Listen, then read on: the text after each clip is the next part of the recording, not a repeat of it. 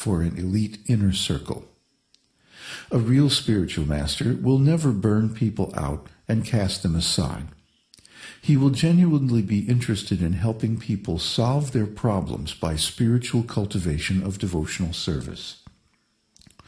A real spiritual master will never tell you to neglect your family or your health, or to work harder and collect more money for his organization at the expense of your spiritual life. A real spiritual master will tell you to work less and chant more, to take it easy so you can think of Kṛṣṇa. And here are some more tips. A false spiritual master will tell you that he is perfect. A real spiritual master will tell you that God is perfect. A false spiritual master will try to make you surrender to him. A real spiritual master will try to convince you to surrender to Kṛṣṇa. A false spiritual master will try to make you follow his instructions. A real spiritual master will try to convince you to follow Kṛṣṇa's instructions. A false spiritual master will tell you that you are a fool and that you do not know God. A real spiritual master will tell you that we are all fools, himself included, and that we all have an eternal relationship with God, but that due to our foolishness, we have forgotten him. A false spiritual master will tell you that you cannot know God without him. A real spiritual master will tell you that anyone can know God by sincerely serving him. A false spiritual master will tell you that if you leave his organization, you are a demon and condemned, and order his other students to avoid you. A real spiritual master will tell you that you can leave if you want to, but he will miss you. And he will request his other students to be kind to you, so that you will come back again someday. A false spiritual master will tell you what to do to serve him. A real spiritual master will ask you what you want to do to serve God, and then help you to do it well. A false spiritual master is making his living from your time and energy. A real spiritual master has something to give to you, and will give it whether you contribute to his organization or not. A false spiritual master will get angry if you ask too many questions. A real spiritual master will welcome your sincere questions and discuss them with you in depth until you are satisfied. A false spiritual master will have a goon squad to enforce his orders. A real spiritual master will trust that if you have real knowledge, you will automatically do the right thing. A false spiritual master will offer to teach you how to see God. A real spiritual master will offer to teach you how to attract God so that he will want to come and see you. Our success in self-realization depends on hearing from the right source. If we hear from those who are materially advanced, but have not attained the highest stage of self-realization, our advancement will be limited. But if we hear only from fully self-realized souls who can see Kṛṣṇa, who know Kṛṣṇa, and have a fully developed personal relationship with him, then our success in self-realization is assured.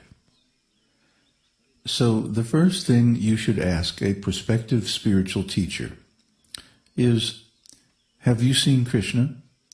Have you had Kṛṣṇa darshan? Has Kṛṣṇa revealed his eternal spiritual form to you? And if this teacher says, well, no, then you shouldn't hear from him. You should hear from those who have seen Kṛṣṇa face to face. In the Śrīmad-Bhāgavatam, there are so many descriptions of devotees who attained this state of self-realization. For example, Prahlad Maharaj, Dhruva Maharaj, and so many more. That this is a milestone that the real spiritual teacher must have attained. We know this because in our own personal experience, we have found that there are many so-called spiritual teachers who are very expert in politics and administration, They know how to manage an organization very nicely. They can collect a lot of money, build some nice temples, have gorgeous worship, and every material thing, nice food, beautiful grounds, and so on. It's very impressive. They can also speak very nicely, and they're great orators. They can give good speeches. But have they seen Kṛṣṇa? Well, it's very doubtful. If you ask them, they may become angry, or they may just avoid the question, or they may try to overwhelm you with some display of great knowledge. But practically speaking, if I do not have something, I cannot give it to others. So if I have not seen Kṛṣṇa, if Kṛṣṇa has not revealed himself to me, then Kṛṣṇa has not seen fit to bestow me with the highest level of self-realization. It's quite simple, actually. And if I haven't seen Kṛṣṇa, or if Kṛṣṇa hasn't revealed himself to me, then I don't know how to reach that stage. I don't understand what are the qualifications, what are the criteria, what is the path, what is the method. Maybe I have some self-realization, but it's a lower state of self-realization. So a person in that level is really not qualified to preach because he doesn't have complete knowledge of the science of Kṛṣṇa. And as Lord Chaitanya Mahaprabhu said, anyone who has that knowledge is fit to be a spiritual master. So the opposite, of course, is that one who doesn't have that knowledge is not fit. Therefore, we can very easily tell who is a bona fide spiritual master and who is worth hearing from by their descriptions of their own realization. And I think I told several times this story, that when I retired from family life and business and so on, I went to Kauai, and I just camped out in the woods there, lived very simply, and chanted my mantra.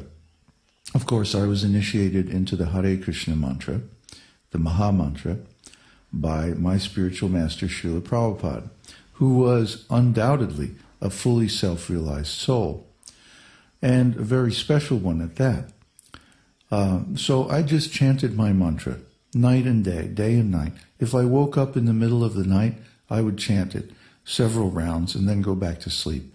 And I would wake up 3:30 or 4 o'clock in the morning, take a cold shower on the beach, and chant.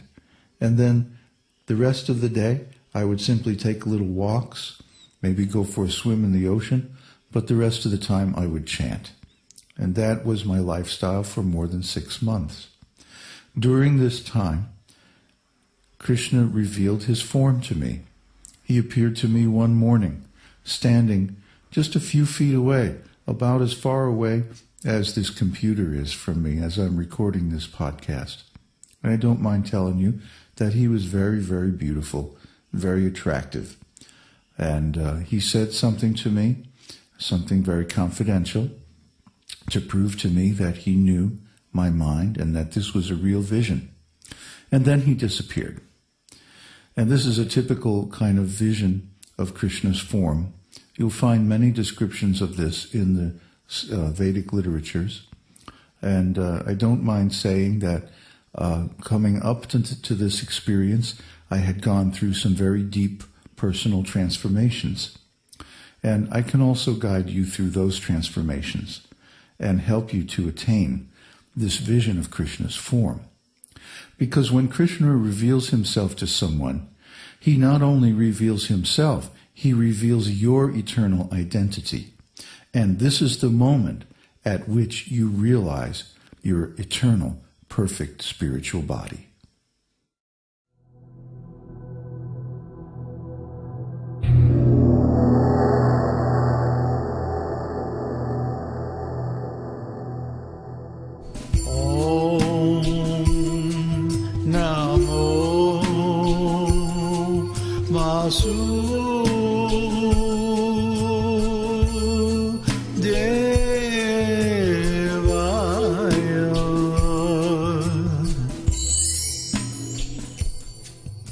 We hope you've enjoyed this edition of Your Perfect Body.